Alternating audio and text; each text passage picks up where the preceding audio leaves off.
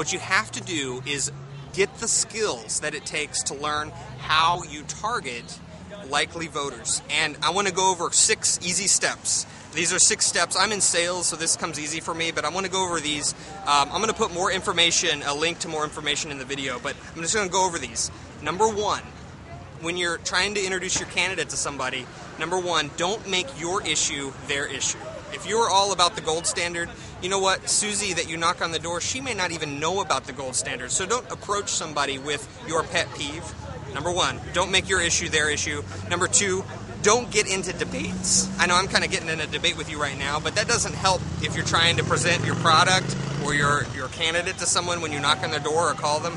You don't want to get into debate somebody because you're wasting time that you could have spent talking to someone who actually is open to Ron Paul. Number 3, don't go down rabbit holes, which means conspiracy talk or esoteric debating again. Don't go down issues and waste time talking to somebody who's not going to vote for Ron Paul anyway. That's kind of like number 2.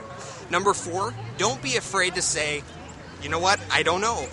That's one way you can actually build rapport and empathy with somebody. If somebody asks you a question about Ron Paul's view on abortion and you don't know the answer, you might make a connection with them when you say, hey, I don't know, I'll get back with you. And then you have a reason to talk to them again. So that's an important one. I think one of the biggest lessons I learned, and by the way, I got these from another guy in 2007 that I'll credit later on.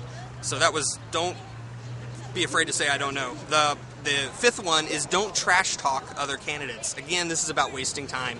Don't waste your time trashing Mitt Romney.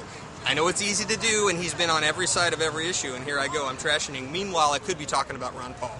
Number 6, and the final one for what I want to tell you about tonight, is when you make a sale, stop selling. When you've sold Ron Paul to somebody, it's time to just get a commitment to say, hey, would you like to have a Ron Paul yard sign? And yes, and move on. It's time to save your time reaching those, what is it again? Likely Republican voters.